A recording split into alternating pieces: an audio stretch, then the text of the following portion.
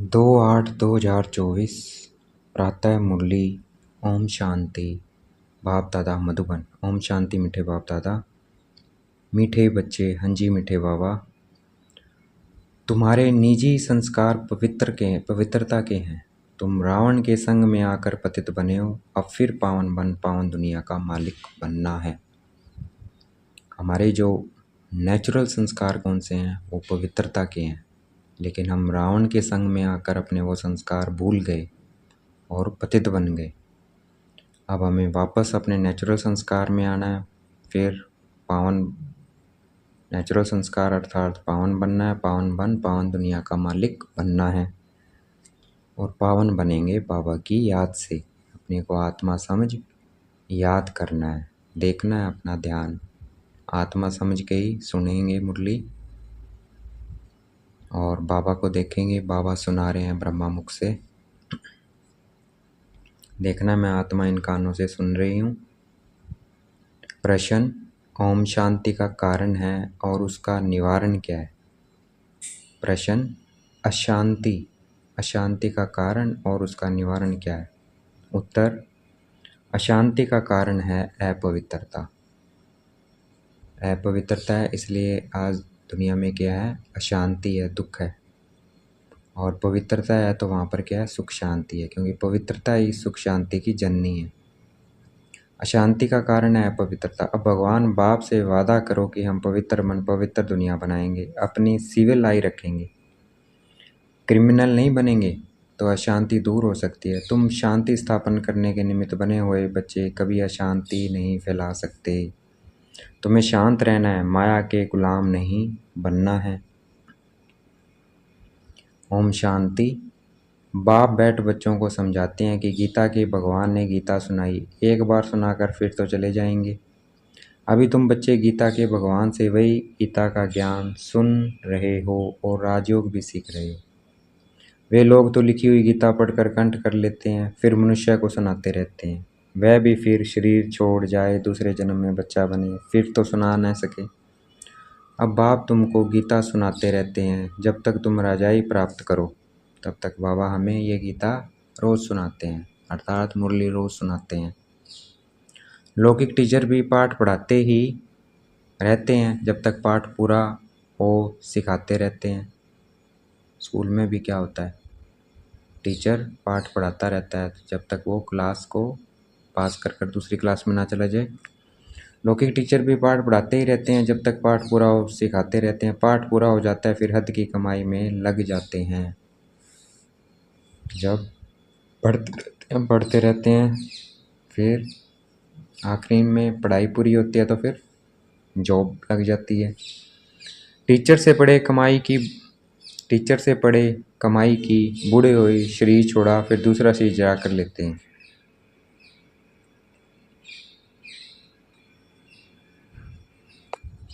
Teacher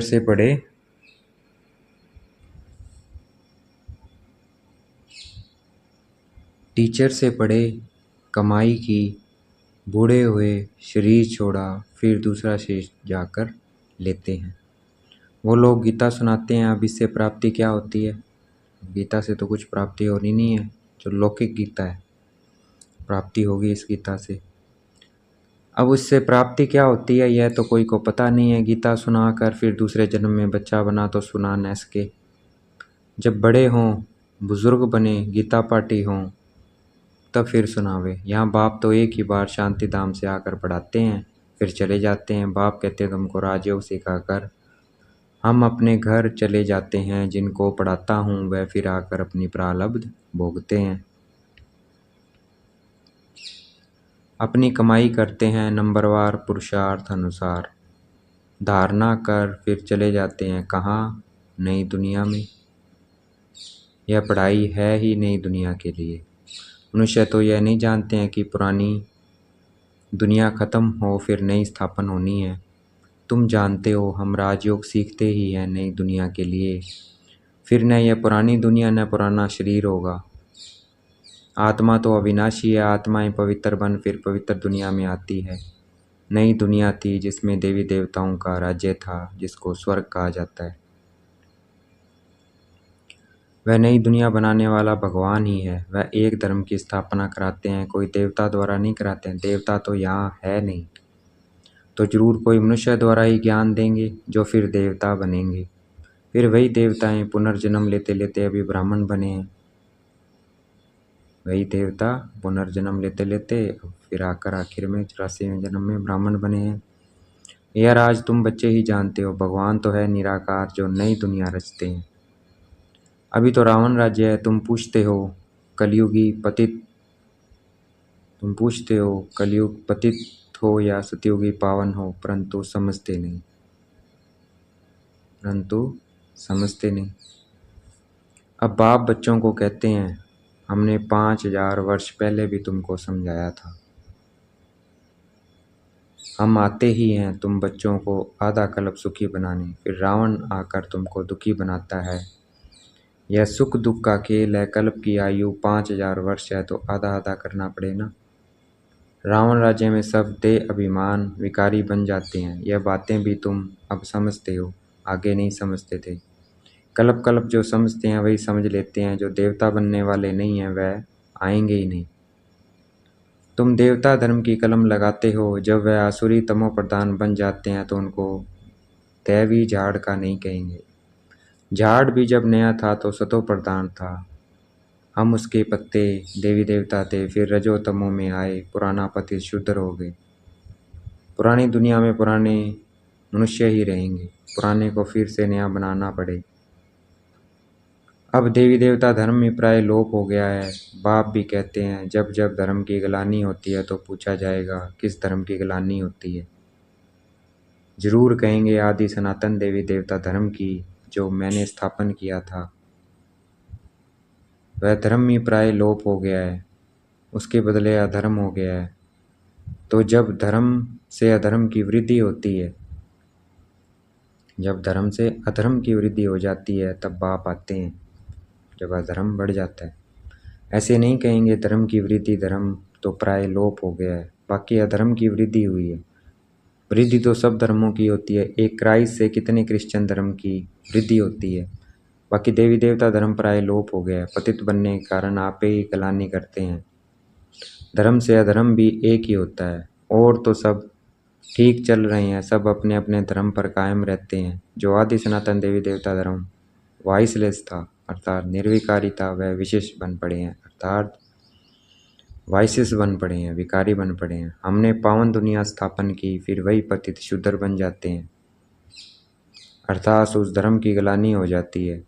अपवित्र बनते तो अपनी गलानी कराते हैं, विकार में जाने से पतित बन जाते हैं, अपने को देवता कहला नहीं सकते हैं। स्वर्ग से बदल नरक हो गया है, तो कोई भी वाह वाह है नहीं, अर्थात पावन नहीं है। तुम कितने चीची पतित बन गए हो। बाप कहते हैं तुमको वाह वाह फूल बनाया, फिर रावण ने तुमको कांटा बना दिया। पावन से पतित बन गए हो, अपने धर्म की ही हालत देखनी है।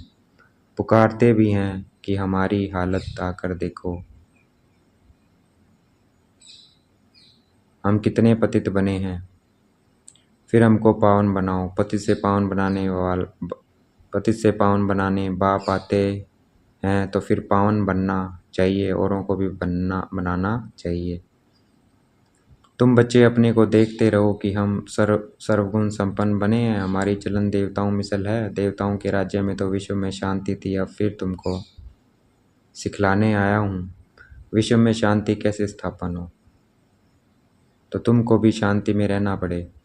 शांत होने की युक्ति बताता हूँ कि मेरे को याद करो तो तुम शांत हो, शांति धाम में चले जाएंगे। कोई बच्चे तो शांत रहकर औरों को भी शांति में रहना सिखलाते हैं, कोई अशांति कर देते हैं, खुद अशांत रहते हैं तो औरों को भी अशांत बना देते हैं। शांति का अर्थ नहीं समझते हैं, यहाँ आते हैं शांति सीखने, फिर यहाँ से जाते हैं तो अशांत हो जाते हैं। अशांति होती है पवित्रता से, यहाँ आकर प्रतिज्ञा करते हैं बाबा हम आपका ही हूँ, आपसे विश्व की बादशाही लेनी है। हम पवित्र रहकर फिर विश्व के मालिक जरूर बनेंगे। फिर घर में जाते हैं तो माया तूफान में ले आती है, युद्ध होती है ना, फिर माया के गुलाम बन पतित बनना चाहते हैं। अबलाओं पर अत्याचार वही करते हैं जो प्रतिज्ञा भी करते हैं हम पवित्र रहेंगे, फिर माया का वार होने से प्रतिज्ञा भूल जाते हैं। भगवान से प्रतिज्ञा की है कि हम पवित्र दुनिया का वर्षा लेंगे, हम सिविल आई रखेंगे, अपनी कुदृष्टि नहीं रखेंगे, विकार में नहीं जाएंगे, क्रिमिनल दृष्टि छोड़ देंगे, फिर भी माया रावण से हार खा लेते हैं। तो जो निर्विकारी बनना चाहते हैं उनको तंग करते हैं। इसलिए कहा जाता है बलाओं पर अत्याचार होते हैं, पुरुष तो बलवान होते हैं, स्त्री निर्बल होती है। लड़ाई आदि में भी पुरुष जाते हैं क्योंकि बलवान है, स्त्री नाजुक होती है। उनका कर्तव्य ही अलग है, वह घर संभालती है, बच्चे पैदा कर उनकी पालना करती है। यह भी बाप समझाते हैं, वहाँ होता ही है एक बच्चा, सो भी विकार का नाम नहीं। यहाँ तो सन्यासी भी कभी कभी कह देते हैं कि एक बच्चा तो जरूर होना चाहिए। क्रिमिनल आई वाले ठग ऐसी शिक्षा देते हैं। अब बाप कहते हैं इस समय के बच्चे क्या काम के होंगे, जबकि विनाश सामने खड़ा है, सब खत्म हो जाएंगे। मैं आया ही हूँ पुरानी दुनिया का विनाश करने। वह हुई सन्यासियों की बात, उन्हों को तो विनाश की बात का मालूम ही नहीं है। तुमको बेद का बाप समझाते हैं अब विनाश होना है, तुम्हारे बच्चे वारिस बन नहीं सकेंगे। तुम समझते हो हमारे कुल की निशानी रहे, परंतु पतित दुनिया की कोई निशानी रहेगी नहीं। तुम समझते हो पावन दुनिया के थे, मनुष्य भी याद करते हैं क्योंकि पावन दुनिया होकर गई है, जिसको स्वर्ग कहा जाता है, जिसको स्वर्ग कहा जाता है। परंतु अब तमो प्रधान होने के कारण समझ नहीं सकते हैं। उनकी दृष्टि क्रिमिनल है, इसको कहा जाता है धर्म की गलानी। आदि सनातन धर्म में ऐसी बातें होती नहीं है। पुकारते हैं पतित पावन आओ, अब पतित दुखी हैं। बाप समझाते हैं हमने तुमको पावन बनाया, फिर माया रावण के कारण तुम पतित बने हो, अब फिर पावन बनो। पावन बनते ही फिर माया की युद्ध चलती है। बाप से वर्षा लेने का पुरुषार्थ कर रहा था, परंतु फिर काला मुंह कर दिया तो वर्षा कैसे पाएंगे। बाप आते हैं गोरा बनाने। देवताएं जो गोरे थे वही काले बने हैं, देवताओं के ही काले शरीर बनाते हैं। क्राइस्ट बुद्ध आदि को कभी काला देखा है। देवी देवताओं के चित्र काले बनाते हैं। जो सर्व का सदगति दाता परमपिता परमात्मा सर्व का बाप है, जिसको कहते हैं परमपिता परमात्मा, आकर लिबरेट करो, वह कोई काला थोड़ी हो सकता है। वह तो सदैव गोरा एवर प्योर है। देवताओं को महान आत्मा कहा जाता है। श्री कृष्ण तो देवता हुआ, अभी तो कलयुग है। कलयुग में महान आत्मा कहाँ से आए। श्री कृष्ण तो सतयुग का फर्स्ट प्रिंस था, उनमें दैवी गुण थे। अभी तो देवता आदि कोई है नहीं। साधु संत पवित्र बनते हैं, फिर भी पुनर्जन्म विकार से लेते हैं, फिर संन्यास धारण करना पड़ता है। देवताएं तो सदैव पवित्र हैं। यहाँ रावण राज्य है, रावण को 10 शीश दिखाते हैं, 5 स्त्री के 5 पुरुष के। यह भी समझते हैं 5 विकार हर एक में है। देवताओं में तो नहीं कहेंगे ना, वह तो है ही सुखधाम। वहाँ भी रावण होता तो फिर दुखधाम हो जाता। मनुष्य समझते हैं देवताएं भी तो बच्चे पैदा करते हैं, वह भी तो विकारी ठहरे। उनको यह पता ही नहीं है देवताओं को गाया ही जाता है संपूर्ण निर्विकारी, तब तो उनको पूजा जाता है। सन्यासियों की भी मिशन है, सिर्फ पुरुषों को सन्यास कराया मिशन बढ़ाते हैं। बाप फिर प्रवृत्ति मार्ग की नई मिशन बनाते हैं, गृहस्थ की बनाते हैं, गृहस्थियों की जोड़ी को ही पवित्र बनाते हैं। बाबा सन्यासी में क्या होता है, पुरुष बनता है सन्यास में, और यहाँ बाबा दोनों को जोड़ों को ही पवित्र बनाते हैं। फिर तुम जाकर देवता बनेंगे, क्योंकि गृहस्थ में जाना है हमें। तुम यहाँ सन्यासी बनने के लिए नहीं आए हो, तुम तो आए हो विश्व का मालिक बनने। वह तो फिर गृहस्थ में जन्म लेते हैं, कौन सन्यासी, फिर निकल जाते हैं किसके लिए, सन्यास के लिए। तुम्हारा संस्कार है ही पवित्रता के, अब अपवित्र बने हो फिर पवित्र बनना है। बाप पवित्र गृहस्थ आश्रम बनाते हैं। पावन दुनिया को सतयुग, पति दुनिया को कलयुग कहा जाता है। यहाँ कितनी पाप आत्माएं हैं, सतयुग में यह बातें होती नहीं है। बाप कहते हैं जब जब भारत में धर्म की गलानी होती है, अर्थात देवी देवता धर्म वाले पतित बन जाते हैं, तो अपनी गलानी कराते हैं। बाप कहते हैं हमने तुमको पावन बनाया, फिर तुम पतित बने, कोई काम के नहीं रहे। जब ऐसे पतित बन जाते हो तब फिर पावन बनाने हमको आना पड़ता है। यह ड्रामा का चक्कर है जो फिरता रहता है। हेवन में जाने के लिए फिर दैवी गुण भी चाहिए। क्रोध नहीं होना चाहिए, क्रोध है तो वह भी जैसे असुर कहलाएंगे।